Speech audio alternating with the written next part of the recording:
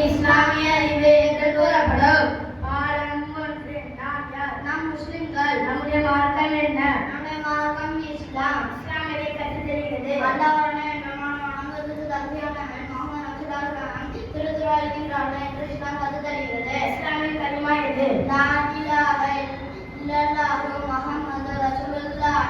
நம்மையும் சந்திரன், சூரியன், வானம், பூமி மற்ற அனைத்து தொகையும் படைத்தவன் யார்? நம்மையும் சந்திரன், சூரியன், வானம், பூமி மற்றும் அனைத்து பொருட்களையும் படைத்தவன் அல்லாஹ். உணவு கொடுப்பவன் யார்? உணவு கொடுப்பவன் அல்லாஹ். துஆவுக்கு பதில் தருபவன் யார்? துஆவுக்கு பதில் தருபவன் அல்லாஹ். வீட்டு போகும் மன்னிக்க செய்பவன் யார்? கோயில்கள் மன்னிக்க தருபவன் அல்லாஹ். பாடம் 2.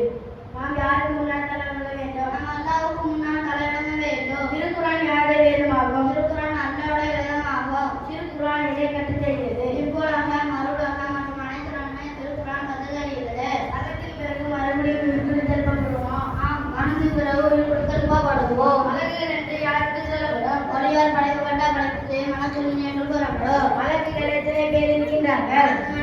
மலக்குகள் என்னை அல்லாஹ்வை தவிர வேற யாருக்கும் தெரியாது. பிரபலமான மலக்குகள் எத்தனை பேர்? பிரபலமான மலக்குகள் 4 பேர். பிரபலமான மலக்குகளின் பெயர்கள் என்ன?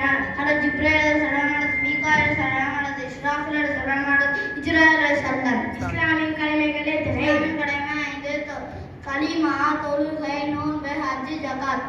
இஸ்லாமின் மிக முக்கியமான கடமை எது? இஸ்லாமின் மிக முக்கியமான கடமை தொழுகை.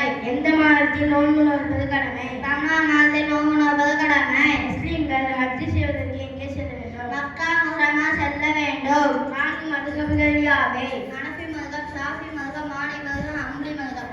4 மதுஹப்களின் இமாம்களின் பெயர்கள் யாவை? ஹனஃபி மதுஹப் இமாம் ஹஜ்ரத் அபூ ஹனீஃபா நுஃமான் அவர்கள், ஷாஃபி மதுஹப் இமாம் ஹஜ்ரத் ஷாஃபி முஹம்மது அவர்கள், மாலிகி மதுஹப் இமாம் ஹஜ்ரத் மாலிகி அவர்கள், ஹம்பலி மதுஹப் இமாம் ஹஜ்ரத் அஹ்மத் இப்னு ஹம்பல் அவர்கள்.